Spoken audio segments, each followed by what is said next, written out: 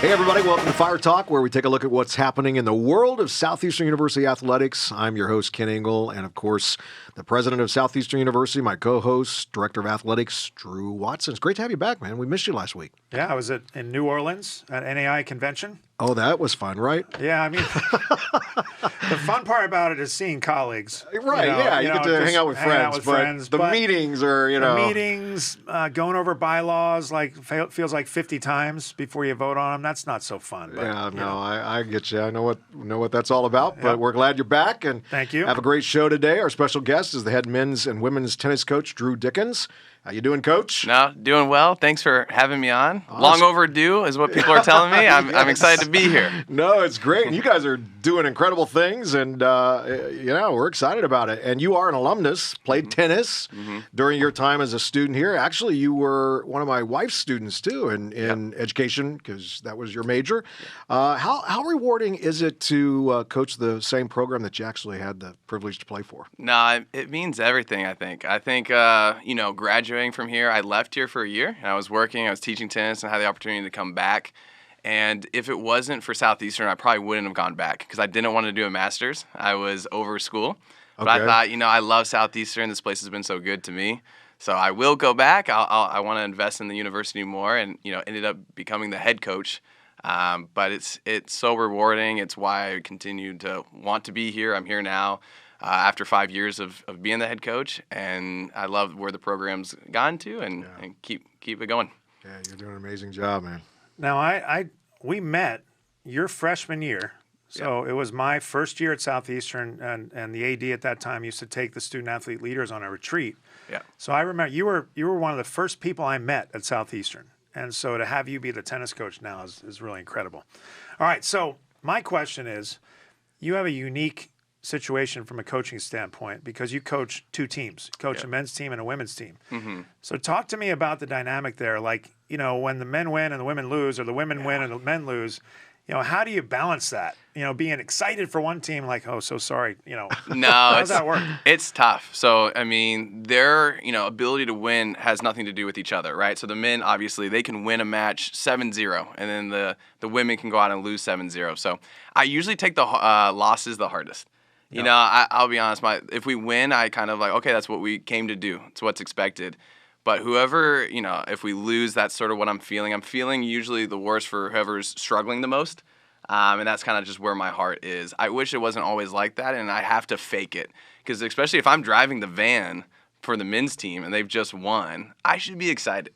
Yeah. Like, it's not fair to them if I go in the van and I'm upset. Right. So I have to fake that because that's not how I'm feeling. Like, I'm feeling for the ladies. I'm frustrated that we lost that match.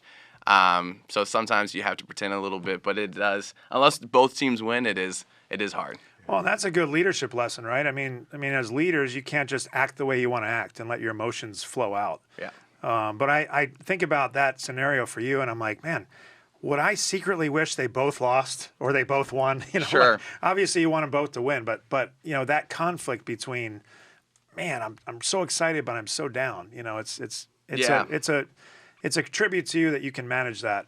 It's so well. Yeah, I think a great example. I mean, we just played Ave Maria, and our men won 4-3, and it was a huge win for them. Like, it was really hard to get that win, and it took a lot out of them to do it.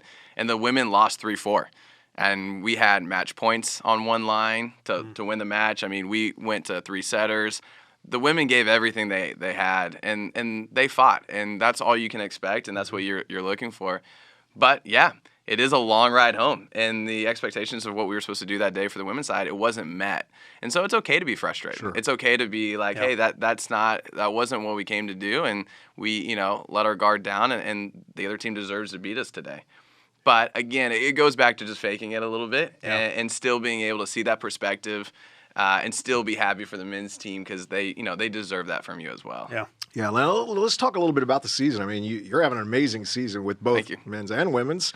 I mean, the men are currently 13-3, ranked 6th in the nation. The women are 9-6 and ranked 5th, which is incredible. So tell us a little bit about each team and what the rest of the season looks like. Yeah, I think we did some trips right off the bat, and I think for our men, I think they came into the season expecting that they should beat everybody. So everybody that they play, they feel like they deserve to win. So I think they had the confidence right from the beginning because they have a lot of seniors and grad students that are a bit older. So they've been there, they've done that, they've had those experiences, and that their expectation was pretty well known from the beginning. I think for our ladies, I think it took the road trips and a few big wins to realize, hey, this is how good you are. Yeah. This is where your level is, and that you can compete and beat any of these teams that you come up against. So that's just what they've done. I mean, we've traveled, we've played all the best teams. The women have played this year the number 1, 2, 3, 4, 5, and 6 ranked teams in the nation. So the schedule has just been set right from the beginning of like, this is who we are. And if you want to have the feeling of like winning and success, then you're gonna have to be able to beat somebody good. And that was just from the very beginning with sort of the attitude that we had about it. And they've rose up to the challenge. They've done amazing. I mean, both teams have really met the expectation, and yeah, no, they've done really well. Yeah, what's left in the season? We got to go play SCAD and Coastal. So those are 2 more conference matches that are really tough. And then we pretty much have our senior day, and then back at home against Eastern Florida State College, and then we're on to our conference and national tournament. So that's about what's left. Our conference is tough. Yeah. And that's sort of where we talked about from the beginning was, hey, we're in Florida. Like, there's no reason that tennis isn't really good in Florida, and that every team is just getting better. So if you want to have any type of success, you're going to need to be able to compete with the best teams, and our conference has just brought it. I mean, I think we should send 5 or 6 teams to the national tournament, and every team should go pretty far. I mean, we were talking, you have 4 or 5 teams that are in the top 10. So per gender. So everything's challenging, but that's fun. That's what we love to do, and it's sports. So like you want to play at like the highest level.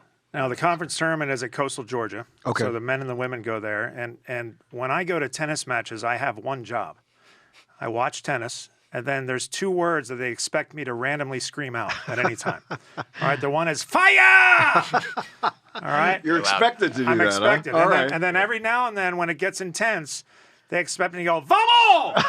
Yeah. All right, so How did all that happen? I mean, what was the... I was just caught up in the excitement at the Nationals last year, and I just started just exclaiming these things because that's what you hear. Like, because when tennis is all spread out, so you've got 6 matches going on at the same time, and so they try and communicate with each other. Like the guy on court 1 tells the rest, "Hey, I just won that."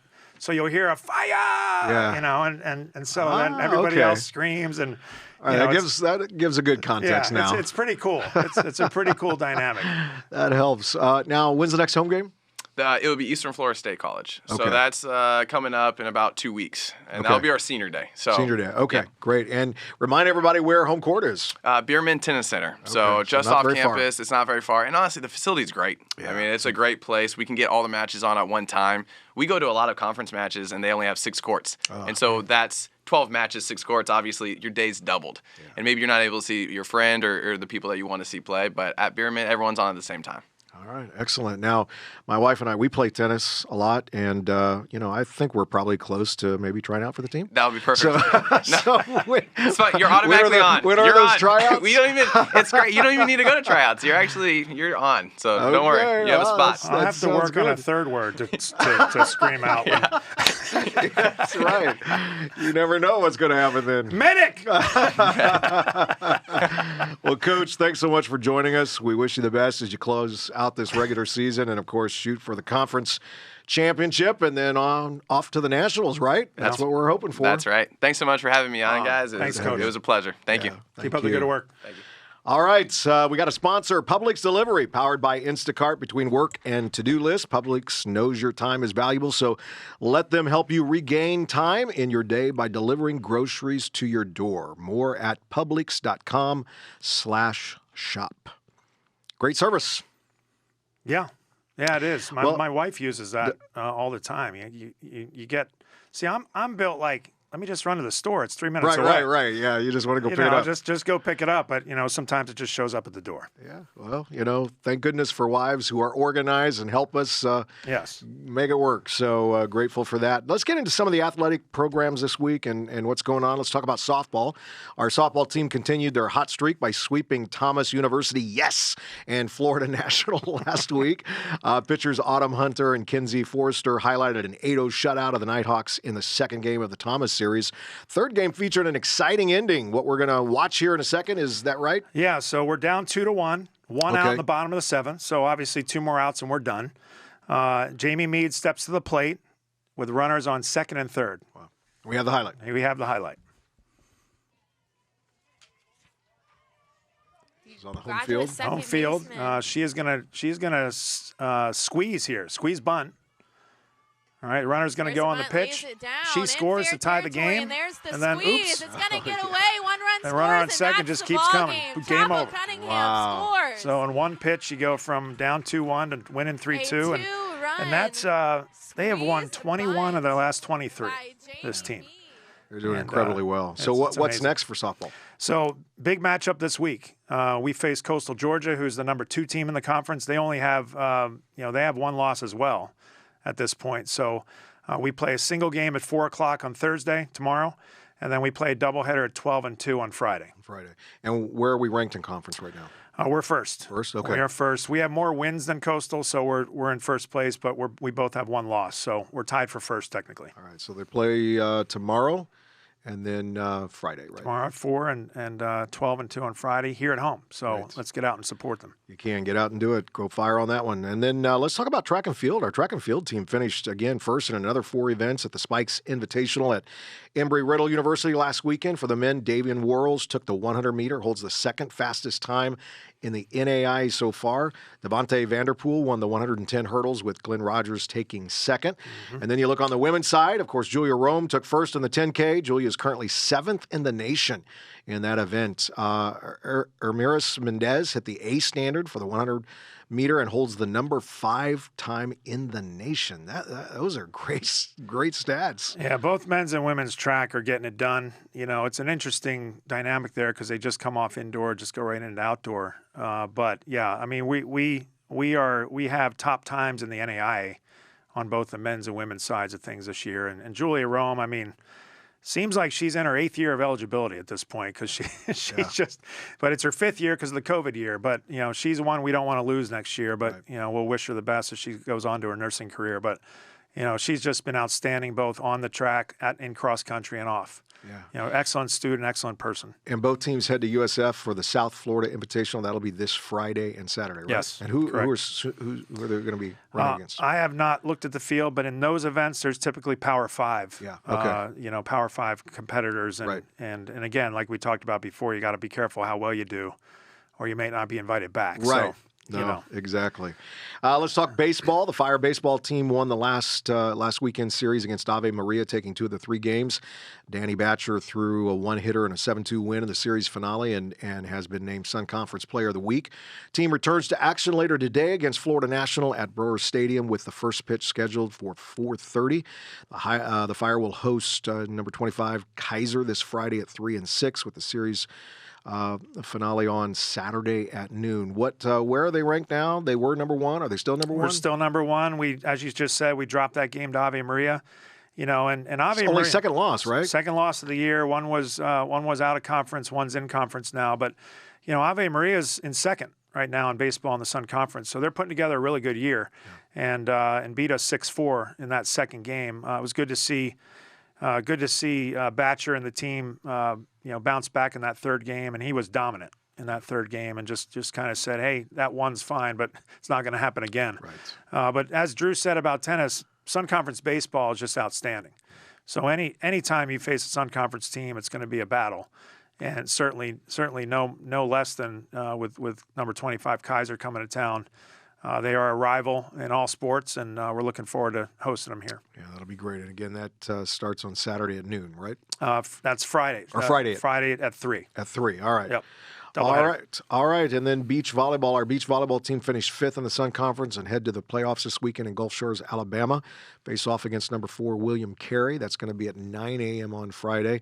Should be a great match as the Fire faced the Crusaders last week. We're edged out 3-2 in that particular. 3-2. William Carey finished 4th, right above us.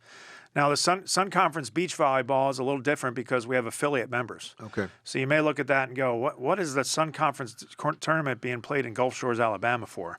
Well, last year it was played in a Sun Conference site, so this year we're shifting it to a site in the Southern States Conference. So our affiliate members are from the Southern States Conference. So that's why we're going to Gulf Shores, and we certainly wish the team the best.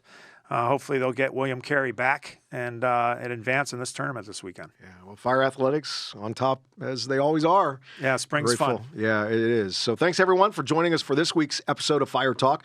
Make sure you get out, support the baseball and softball teams this week. For all the latest news in Fire Athletics, visit seufire.com. You can find the game schedules there, as well as a link to watch all our home games for free. Thanks, everyone. I hope you have a wonderful Easter. Take care, everybody.